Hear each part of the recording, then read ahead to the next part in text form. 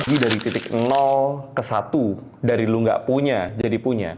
Sekarang gue pengen ceritain sedikit aja, ya spoiler aja, gimana caranya lu pergi dari 1 ke 100. Kalau lu pernah baca satu buku yang Peter Thiel tulis, itu judulnya adalah Zero to One.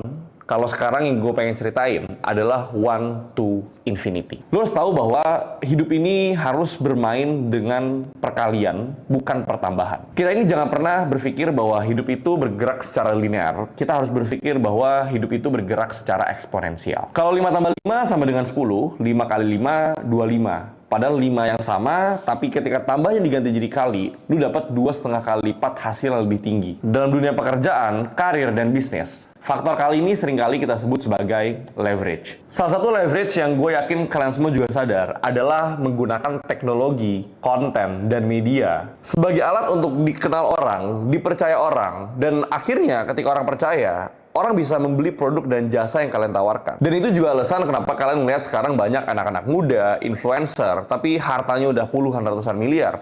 Itu semua karena bantuan daripada teknologi leverage. Makanya kalau lu masih males-malesan sebagai anak umur 20-an, lebih baik lu tobat. Karena dunia zaman sekarang itu kita sebutnya borderless. Saingan lu zaman dulu kalau lu orang Bogor adalah sesama orang Bogor. Tapi saingan lu sekarang sebagai orang Bogor adalah orang-orang yang tinggal di Jerman, tinggal di Los Angeles, tinggal di New York. Semua saingan lu ini adalah orang-orang pinter, orang-orang jenius dari seluruh dunia. Teknologi democratize consumption, but consolidates production. Artinya apa? Sekarang seluruh orang Indonesia bisa beli barang dengan kualitas terbaik se-Indonesia, bukan cuma se-Bogor atau se-Bandung. Tapi logikanya, kalau semua orang bisa langsung beli ke yang terbaik, itu akan mengkonsolidate demand. Yang tadinya orang-orang bisa beli di toko-toko Bogor dan Bandung, sekarang mereka bisa langsung skip misalkan, beli dari toko Jakarta. Artinya apa? Piring-piring nasi orang-orang toko Bogor dan Bandung, itu ibaratkan dipecahin sama toko Jakarta. Mereka-mereka ini jadi nggak dapat bagian. Dampaknya apa? Dampaknya dunia akan jadi semakin kompetitif. Dunia cuma akan memilih siapa yang terbaik.